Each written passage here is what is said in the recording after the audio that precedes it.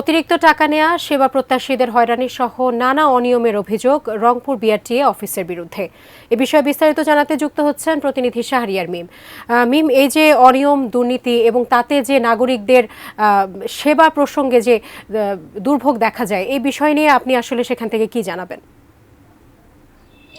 সাজিয়া, আপনাকে ধন্যবাদ। রয়েছি রংপুর বিআরটিএ অফিসে এবং এখান থেকে আমি আপনাদের কাছে এখানকার যে বর্তমান পরিস্থিতি এবং সমস্যাগুলোর কথা আপনাদেরকে জানাবো। প্রথমে আপনাদেরকে দেখাতে চাই, আপনারা নিশ্চয়ই দেখতে পাচ্ছেন যে এখানে একটি লম্বা লাইন।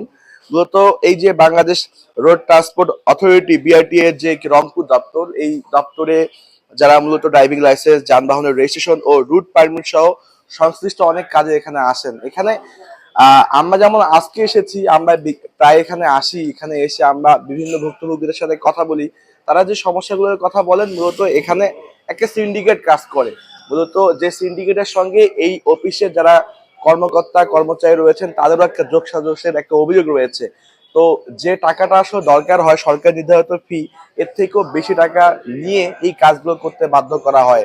তা না হলে আসলে তাদেরকে পরীক্ষায় ফেল করে দেওয়ার অভিযোগ আছে। এবং এছাড়াও দেখা যাচ্ছে যে তাদের সঠিক সময়ে তারা কিন্তু গাড়ির যে নাম্বার কিংবা রোড পারমিট, এই মাঠের অলরাউন্ডার আমি আর ঘরের অলরাউন্ডার টাইলক্স। টাইলক্স টয়লেট ক্লিনার, ক্লিন মানেই টাইলক্স। বিষয়গুলো তারা পায় না।